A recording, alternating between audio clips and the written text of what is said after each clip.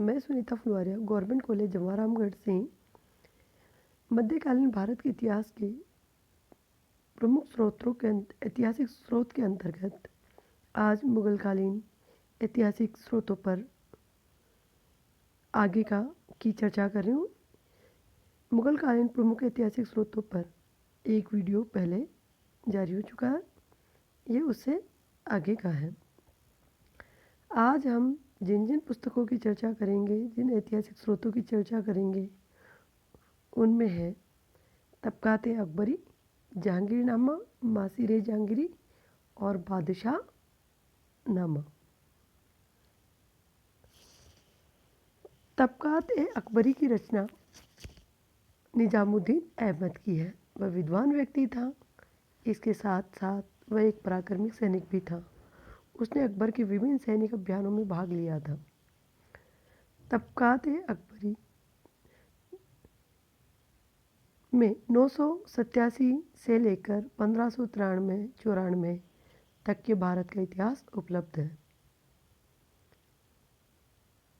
इसमें न केवल बाबर, हुमायूं, अकबर का विवरण अपितु उस समय के प्रांतीय मुसलमान राज्यों का भी वर्णन है। इससे इस ग्रंथ का महत्व और भी बढ़ जाता है।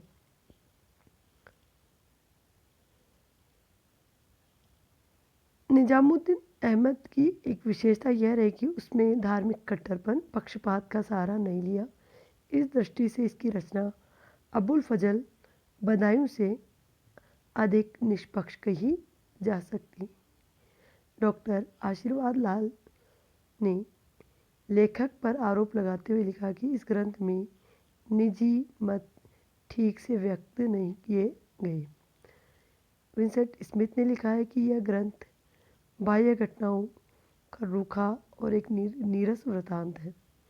अकबर की धार्मिक उच्छृंखलताओं की सर्वथा उपेक्षा कर देता है और अनेक महत्वपूर्ण बातों का किंचित मात्र भी उल्लेख नहीं करता। परंतु हर किसी के कार्य में कोई न कोई तो कमी होती। इन कमियों के उपरांत भी यह तत्कालीन इतिहास का एक काफ़ी महत्वपूर्ण स्रोत है।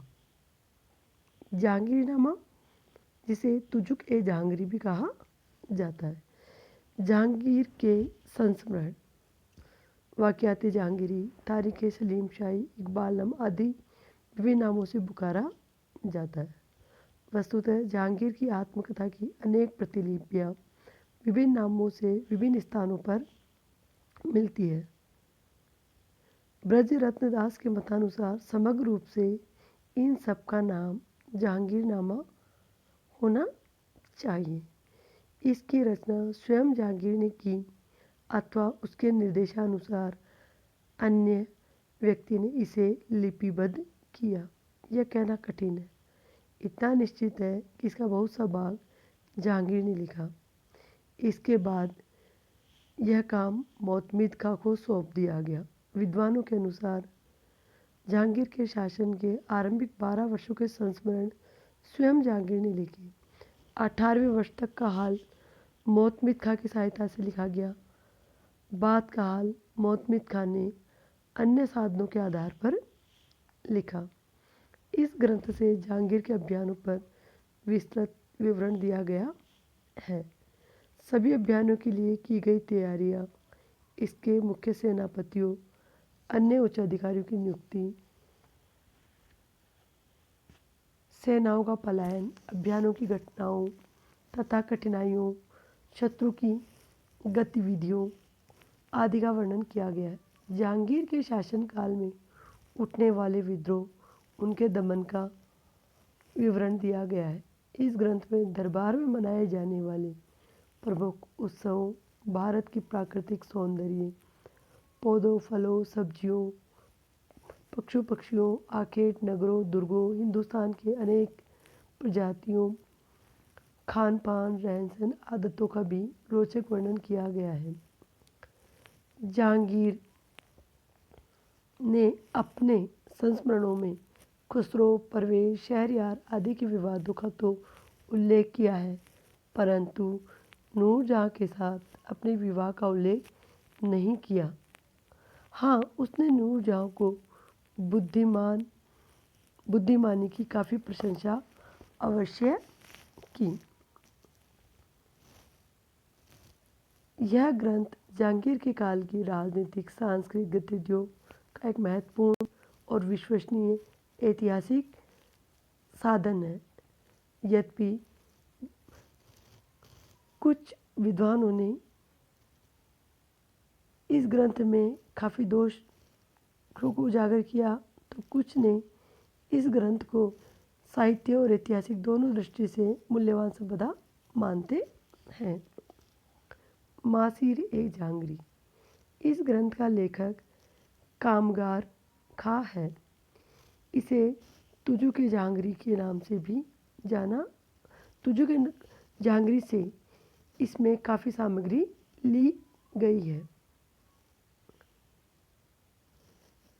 डॉक्टर बनारसी दास प्रसाद सक्सेना ने लिखा है कि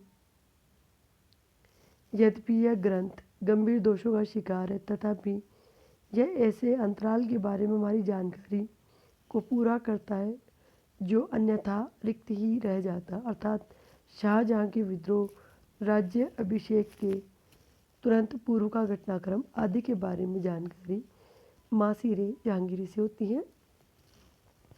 बादशाहनामा। बादशाहनामा को पादशाहनामा के नाम से भी जाना जाता है।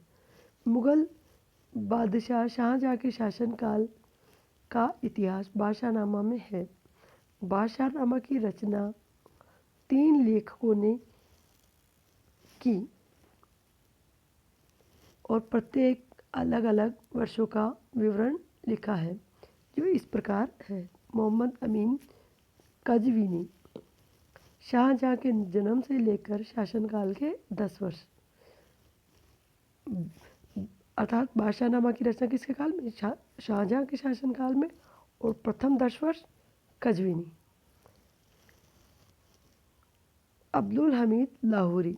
तैमूर से लेकर शाहजहाँ के शासनकाल के आरंभ से 20वें साल थे। अब अब्दुल हमीद लाहौरी का जो तैमूर से लेकर 20वें वर्ष, 10वें वर्ष का कज़विनी ने और 20 वर्ष तक का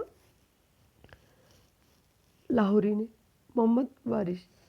शाहजहाँ के शासनकाल के 21वें वर्ष से 30 वर्ष तक का हाल लिखा है। अब कज़विनी शाहजहाँ का प्रथम राजकीय इतिहासकार था। शाहजहाँ ने अपने शासनकाल के 8वें वर्ष में अपने राज्य का इतिहास लिखने का आदेश दिया। कज़विनी शासन के 10 वर्षों का इतिहास लिख चुका था, तो उसे अचानक अपने पद से हटा दिया गया। कज़विनी की भाषा सरल, शैली आकर्षक है, परंतु निष्पक्षता में संदेह, क्योंकि वह आश्रयदाता शाहजहाँ के प्रति पक्षपातपूर्ण है।